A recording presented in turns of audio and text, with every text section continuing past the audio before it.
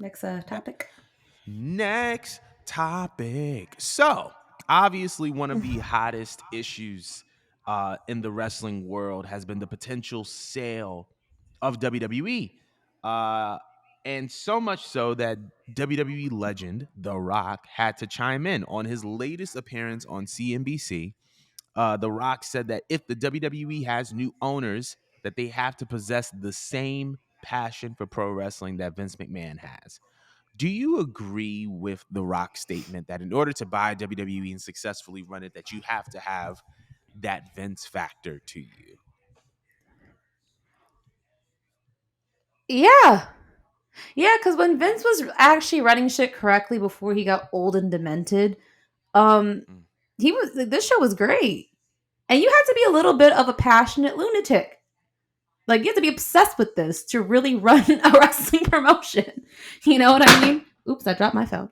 Um, you have to like really have a sick love for this show, and you have to be a long-term fan. I don't want to see anyone here involved getting their fingerprints on this that sometimes watch WWE or haven't watched since The Rock versus Stone Cold or whatnot. No, I want like us like I'm not saying be a full-on mark, but be like somewhat like keep up with something with mm, the show because I want someone as passionate running the business and making decisions because they're going to understand what the audience wants, what the talent wants, what the networks wants. That was say what you want about Vince. I'm talking about like prime Vince McMahon. He was a businessman, all right. phew, He knew what to do to get ratings. He knew what to do to keep this show going on the road. He knew what to do to make this like the longest running TV program in I don't know, is it America? Is it just in America? Is it ever in the world? I don't know. But Vince did that. And I need someone else that's going to replace that if they're going to. So I mm. don't think The Rock was wrong if you're thinking about the correct or the better era of Vince and not the decline. What do you think? I agree with you wholeheartedly. We have to acknowledge and align on the fact that Vince McMahon's prime is 20 times better than any wrestling mind in any wrestling promotion ever. This man was responsible for creating the greatest pro wrestling character ever in my opinion with the Undertaker.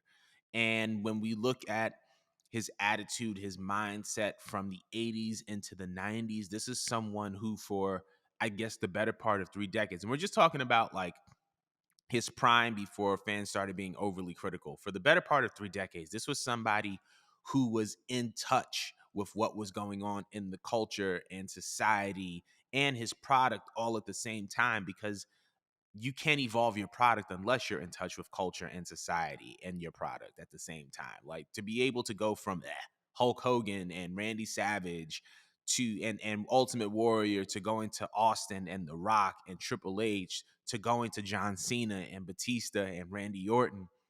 Like these are all characters that tapped into the desires and the needs of culture and society. And Vince McMahon deserves a lot of credit for that. And so I think that if we're talking about owners that want to buy WWE and continue to make money off of WWE in a way in which would profit them for the long run, they need to be in touch with the product the way that Vince McMahon was during his prime, because that's the only way that the product is going to grow. It's the only way that the product is going to continue to be profitable.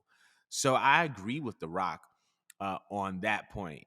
But this is another, and this is where this gets interesting. I'm gonna go into the next topic, but it's still the same topic